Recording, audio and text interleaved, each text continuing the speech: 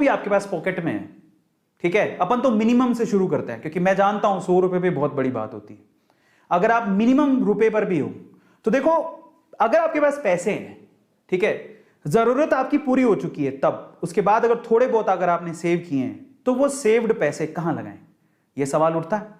तो सेव्ड पैसे कहां कहां लगाए जा सकते हैं? एक तो आप लगा सकते हो बिजनेस में। अब बिजनेस में थोड़े पैसों से काम ही नहीं चलता, प्रॉब्लम ये है, ठीक है। अब मैं एक बता देता हूं, पर वैसे ये बात, अगर आपके पास पैसे हैं तो आप बिजनेस लगाओ, बिजनेस में लगाओगे, ये रिस्की बहुत ज्यादा है, लेकिन इसके रिटर्न का कोई मुकाबला ही नहीं है। अगर वो बिजनेस चल पड़ा तो इसके रिटर्न का कोई मुकाबला नहीं है। इसका मतलब बिजनेस सबसे ज्यादा प्रॉफिटेबल है अगर आपको अपने आप पे यकीन है और अगर आप हाई रिस्क उठाने को तैयार हो तो। लेकिन हर किसी में यह मादा नहीं होता, क्योंकि बिजनेस के लिए रिस्क भी बड़ा होता है, डिफिकल्टी भी ज्यादा होती है। क्यों? एक तो बिजनेस का आइडिया सेलेक्ट करो, फिर उसमें इन्वेस्टमेंट अच्छा खासा होता है। 100 रुपए से तो काम चलेगा नहीं, है ना। 100 रुपए से काम चल भी सकता अगर हम लोग यही सोचें कि चलो चाय की थड़ी खोल लेते हैं। चाय की थड़ी में क्या लगता है, मतलब थोड़ा बहुत इधर से उधार लिया तो चल सकता है, but that is a small business. But again, बड़े बिजनेस के लिए आपको बड़ी टीम चाहिए, ठीक है, आपको इनकी बारीकियां पता होनी चाहिए, रिस्क बहुत ज्यादा है और पैसा भी थोड़ा ज्यादा चाहिए, तो बिजनेस वाला काम तो बनेगा नहीं हाल फिलहाल तो। और बिजनेस ऐसी चीज है, बाहर निकल के कोई ऑनलाइन बिजनेस करना चाहते हो तो अलग बात है, पर बिजनेस के रिटर्न का कोई मुकाबला नहीं है। लेकिन बिजनेस में रिस्क बहुत ज्यादा है, रिटर्न ज्यादा है तो रिस्क भी बहुत ज्यादा है, समझ रहे हो। तो और इतना समय भी, सबसे इंपॉर्टेंट चीज क्या है बिजनेस में, समय भी बहुत लगता है। इतना तो समय हमारे पास है ही नहीं, इतना टाइम कैसे देंगे। अब दूसरी चीज पर आते हैं, if you have money you can invest that money. आप उस पैसे को इन्वेस्ट कर सकते हो। तो बिजनेस तो भूल जाओ, इन्वेस्टमेंट पे आ जाओ, यही हमारा टारगेट है। इन्वेस्ट मनी, आपने पैसा लगा दिया, भूल जाओ, आपको समय नहीं देना उसके बाद, समझ रहे हो। अब इन्वेस्टमेंट कहां कहां होती है जरा आप समझो। सबसे पहले तो इफ यू हैव मनी, अगर आपके पास एक्स्ट्रा अमाउंट है आप क्या कर सकते हो, आप एफडी में डाल दो, आरडी में डाल दो, पीएफ में डाल दो। ये ऐसी चीजें हैं जिनमें सबसे कम रिस्क होता है, कोई रिस्क नहीं है, मतलब ना के बराबर रिस्क होता है। अनलेस अनटिल आपका जो बैंक है वही डूब गया तो अलग बात है, अदरवाइज इसमें कोई रिस्क नहीं है। आपको वो बोलेंगे आजकल तो वैसे एफडी में बहुत कम रिटर्न मिलते हैं, एचडीएफसी मैं बात करूं या फिर आईसीआईसी की बात करूं, जो भी बैंक है, 5% की रिटर्न है टोटली। जो पैसा दोगे उसका 5% साल भर में आपको रिटर्न मिलेगा, बहुत कम रिटर्न है। इससे ज्यादा तो इन्फ्लेशन है, इससे ज्यादा तो महंगाई हो चुकी है, तो वो रिटर्न ना के बराबर है। हाँ, इसमें लो रिस्क है, ठीक है, लेकिन सॉरी, हाँ रिस्क लो है, रिस्क फ्री है, लेकिन रिटर्न भी अच्छे नहीं मिलते हैं। एफडी में अगर आपने पैसा रख रखा है, ठीक है, सहूलियत के हिसाब से आपको काम आ जाता है, वो ऐसा रखा है कि चलो मुसीबत में काम आएगा, ठीक है, बट अगर आपके पास एक्स्ट्रा पैसा फिर आपने रख रखा है तो वो कुछ नहीं करने वाला। एफडी आरडी से कुछ नहीं मिलता, ठीक है, बहुत कम रिटर्न होते हैं। इसके अलावा आप गोल्ड और प्रॉपर्टी में इन्वेस्ट कर सकते हो। अरे यार, गोल्ड और प्रॉपर्टी तक के पैसे होते तो बात ही क्या थी, हमारे पास इतने पैसे ही नहीं है। गोल्ड और प्रॉपर्टी की इन्वेस्टमेंट के साथ प्रॉब्लम ये है कि बहुत ज्यादा एक्सपेंसिव है। गोल्ड के लिए कहां से पैसा लाएं, इतना तो महंगा हो रखा है। प्रॉपर्टी के लिए कहां से पैसा लाएं, प्रॉपर्टी कोई आ जाएगी क्या 100 रुपए में, नहीं आएगी। तो ये भी इन्वेस्टमेंट की एक एरिया है, but in that case time consuming है और एक्सपेंसिव बहुत है। इतना पैसा कहां से लाएंगे हम लोग, इतना पैसा है ही नहीं हमारे पास। फिर तीसरा सेक्टर कौन सा है, म्यूचुअल फंड। हाँ, ये अब आप आ गए हो शेयर मार्केट में। शेयर मार्केट में एक ये थोड़ा कम रिस्क वाला काम है। यहां पर शेयर मार्केट में इन्वेस्टमेंट हो रही है बट म्यूचुअल फंड के थ्रू हो रही है।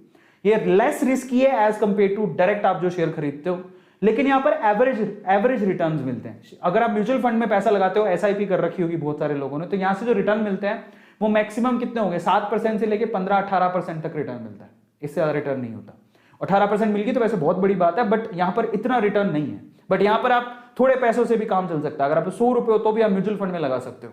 लेकिन अगर वही 100 रुपया अगर आप में रिस्क टेकिंग कैपेबिलिटी है और अगर आप शेयर मार्केट में लगाते हो डायरेक्टली, तो यहां पर आपको रिटर्न भी अच्छे मिलते हैं। तो आप जरा समझो, इफ यू हैव मनी तो बिजनेस से अच्छा कुछ नहीं हो सकता, बट उसके लिए स्किल चाहिए। इतना तो हमारे पास टाइम है नहीं।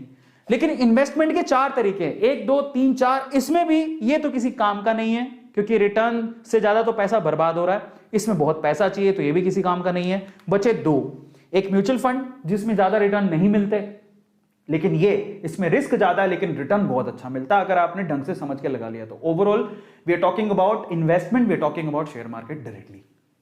मुझे कोई इंटरेस्ट नहीं है म्यूचुअल फंड्स में पैसा लगाने का। आप इच्छा हो तो आप लगा सकते हो, मैं ये नहीं कह रहा हूं, अच्छे होते हैं, रिटर्न इतने ज्यादा लेकिन मजा नहीं आता। शेयर मार्केट में डायरेक्टली जब आप पैसा लगाते हो, you will enjoy that as well. कैसे एंजॉय करोगे that I will tell you, don't worry. पैसा घटता है बढ़ता है, कहां से पैसा आएगा ना उसके बारे में बताऊंगा तो फिर आपको मजा भी आएगा, तो पूरे ध्यान से देखना।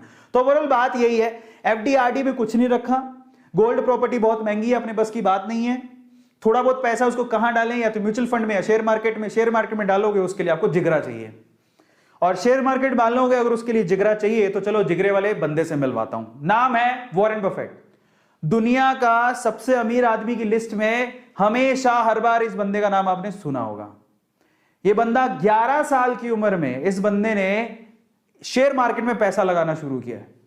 ये अगर आप कोई भी शेयर मार्केट में डील करता है उसको वॉरेन बफेट के बारे में जरूर पता होगा, और डेफिनेटली वो ये जो है ना इनको गुरु मानता होगा, क्योंकि ये पूरे दुनिया में शेयर मार्केट में I think I can say कि ये बहुत बड़े मेंटर हैं, बहुत बड़े गुरु हैं। लोग इनसे इन्वेस्टमेंट की बारीकियां सीखते हैं। जरा शेयर मार्केट में ये जो इन्वेस्टमेंट की ये जो महारथी हैं इनकी वर्थ देख लो, 10,940 करोड़ डॉलर्स, बेटा डॉलर्स लगे हुए पीछे, ध्यान रखना, इतनी वर्थ है इनकी सिर्फ शेयर मार्केट में पैसा लगा के। इन्वेस्टमेंट जब 11 की एज के थे तब शुरू किया था। 1965 में ये बर्कशायर हैथवे जो इनकी खुद की अभी कंपनी है, लेकिन 1965 में तो नहीं थी। उन्होंने उसका शेयर $15 में खरीदा था, $15 में। आज उसका शेयर $4 लाख है, एक शेयर की कीमत $4 लाख। भाई साहब 70 से मल्टीप्लाई करो, कसम से कह रहा हूं जीरो भर जाएगी तुम्हारी कॉपी, इतने जीरो लगेंगे पीछे। $15 का शेयर जो 1965 में खरीदा था वो $4 लाख का एक शेयर है। हिसाब लगाओ कि कितनी प्रॉपर्टी है। चलो अब ये तो आप कहोगे सर अंग्रेजों की बात कर रहे हैं, अंग्रेजों से हमें क्या लेना देना, वो तो यूएस में पैसा लगाते हैं, गोरे लोग हैं, चिट्टे लोग हैं, हमें हमारे बताओ, इंडियन वाले बताओ, है ना, एकदम आपके जैसे बताओ। तो चलो मेरे जैसे बताता हूं, इंडिया के वॉरेन बफेट से मिलो, इंडिया के वॉरेन बफेट। और ये कोई ऐसे नहीं था कि बहुत ही पैसे वाले परिवार से थे तब से, ऐसा कुछ नहीं है। नाम क्या है? राकेश झुनझुनवाला। इंडिया में अगर कोई इन्वेस्टर है इनको नहीं जानता सवाल ही पैदा नहीं होता। राकेश झुनझुनवाला को हर कोई जानता होगा। नेटवर्थ कितनी है? 430 करोड़ डॉलर्स में बात कर रहा हूं, ठीक है। क्या किया इन्होंने? 1900 वैसे कहते हैं कि इन्होंने सिर्फ 5,000 रुपए में शेयर मार्केट में इन्वेस्टमेंट शुरू की थी, लेकिन इनकी अच्छी डील बताता हूं। 1986 में ऑलमोस्ट तभी इन्होंने शुरू किया था। 1986 में उन्होंने टाटा टी के सिर्फ 3 महीने के लिए शेयर खरीदे। एक शेयर कितने में खरीदा था? 43 रुपए का। वही शेयर सिर्फ 3 महीने में 143 का हो गया, एक शेयर 143 का। तब उन्होंने कितने रुपए लगाए थे? 2.25 लाख, और वो 2.25 लाख रुपए 3 गुना हो गए थे 3 महीने के अंदर। पूरे दुनिया में घूम लो, ऐसा कोई तरीका बताओ जिसमें आपके पैसे 3 महीने में 3 गुना हो जाए, कोई नहीं है सिवाय हवाई के, है ना। मतलब इन्वेस्टमेंट के पॉइंट ऑफ व्यू से बोल रहा हूं। तो ये 2.25 लाख के 7.25 लाख रुपए कमाए थे, फिर उसके बाद वो रुके ही नहीं। एक और बड़ा गेम खेला उन्होंने, वैसे गेम बहुत सारे खेले इन्होंने। 2003 में उन्होंने टाइटन कंपनी के शेयर खरीदे, एक शेयर 3 रुपए का। टाइटन कंपनी का 2002 में एक शेयर 3 रुपए में मिल रहा था। आज भी शेयर मार्केट में ऐसे बहुत सारे शेयर्स हैं जो कि आपको पेनी शेयर्स हैं, 50 पैसे में भी शेयर मिल जाएगा, यानी कि 100 रुपए में आप 200 शेयर खरीद लोगे। लेकिन वो कंपनी में आपको विश्वास होना चाहिए कि वो बढ़ेगी क्या, मतलब 50 पैसे के 75 पैसे भी होगी तो आपका पैसा बढ़ गया।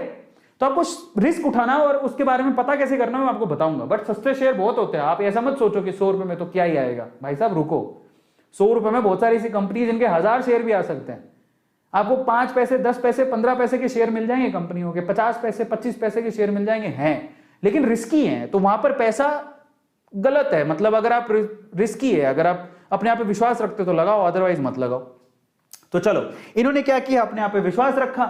3 रुपए का एक शेयर टाइटन का, वो शेयर आज 1500 रुपए का हो गया है। 2002-2003 की बात है, आज 2021 चल रही है। टाइटन कंपनी का शेयर जाके देख लो, 1500 रुपए का शेयर है। उन्होंने तब कितने खरीदे थे? 18 करोड़ के शेयर खरीदे थे। 18 करोड़ रुपए के शेयर खरीदे थे, 3 रुपए का एक, मतलब 6 करोड़ शेयर खरीदे थे।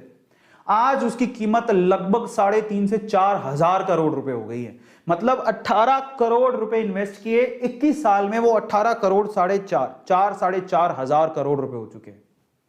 और रिसेंटली इन्होंने 22 लाख शेयर उनमें से बेचे हैं। अभी रिसेंटली 22,70,000 शेयर बेचे हैं, और वो भी उन्होंने कितने रुपए में बेचे? 344 करोड़ रुपए में बेचे। हिस्ट्रियां पकड़ो भाई साहब, पैसा देखोगे तभी समझ में आएगा कि लोग क्या कर रहे हैं। विजय केडिया, नेटवर्थ 300 करोड़ रुपए। क्या किया इन्होंने? 1990 में, ये थोड़ा सा वो दौर है जहां पर 1992 आपने देखा होगा, 1992 स्कैम, मतलब उस टाइम के दौर की बात है। 1990 में पंजाब ट्रैक्टर के शेयर खरीदे, 3 साल होल्ड करके रखे, 3 साल में 35,000 रुपए लगाए थे उनको, ये 2,10,000 रुपए मिल गए, 3 साल में 6 गुना हो गई। अब वही 2,10,000 रुपए उन्होंने किस में लगा दिए, एसीसी में। एक शेयर एसीसी का उस टाइम पे 300 रुपए था, वो 300 रुपए वाला शेयर 2 साल के अंदर ही 3,000 रुपए का हो गया, यानी पैसा 10 गुना हो गया। 2 लाख रुपए लगाया था, 2,10,000 रुपए लगाया था, 21 लाख रुपए कमाया उन्होंने, विजय केडिया, और आज नेटवर्थ 300 करोड़। जब इसको पता लग जाता है कि शेयर मार्केट में बहुत पैसा है, फिर वो नहीं रुकता, फिर उसको लगता है कि यहीं रहना है, अपने को यहीं से पैसा कमाना है। एक और पे पकड़ो, ये है पोरिंजू, इनकी खुद की इन्वेस्टमेंट फर्म है, ये काफी लोगों के पैसे इन्वेस्ट करते हैं, लेकिन खुद भी बहुत अच्छे इन्वेस्टर है। 2013 में इन्होंने फोर्स मोटर्स का शेयर खरीदा था जो 420 रुपए का था, आज वो 3,000 रुपए का। आप अंदाजा लगाओ कि कितना पैसा कमाया होगा। ऐसे उन्होंने यहां पर ये वोक हेड्स, इनका भी शेयर खरीदा 125 रुपए का, वो 2,000 रुपए का हो गया। तो ऐसे करके और एग्जांपल, ये सारे इंडियन है। अब आ जाओ, ये है बहुत बढ़िया, डी मार्ट, इनकी खुद की कंपनी लिस्टेड है, रमेश दमानी, जानते हो इनको, 1100 करोड़ की वर्थ है इनकी। इनका देखो इन्होंने क्या किया, ये कोई जुआ नहीं है, इन्वेस्टमेंट है, समझदारी है, जो कर लेता है उसको पता लगता है। 1993 से 1999 तक उन्होंने इंफोसिस के शेयर होल्ड करके रखे, 6 साल, 10 लाख रुपए लगाए थे इंफोसिस कंपनी में। मेरे भी शेयर है, इंफोसिस कंपनी मेरी फेवरेट है, मैंने उसका शेयर बहुत ऑलमोस्ट 500-600 रुपए के करीब था तब खरीदा था, आज भी उसकी कीमत 1,300 रुपए। बहुत बढ़िया कंपनी है, फंडामेंटली बहुत स्ट्रॉन्ग है, मेरा फेवरेट शेयर है इंफोसिस। मैं अपने फेवरेट शेयर बताऊंगा आपको, तो मेरा इंफोसिस मेरा फेवरेट शेयर है। टीसीएस हो गया, इंफोसिस हो गया, विप्रो हो गया, these 3 companies are really good. आज वो इंफोसिस का शेयर आप जरा सोचो, 10 लाख रुपए लगाया था, समझ रहे हो, 6 साल के अंदर वो 100 करोड़ रुपए हो गया। अब आप अंदाजा लगाओ, 100x 100x की ग्रोथ हो रही है, समझ रहे हो।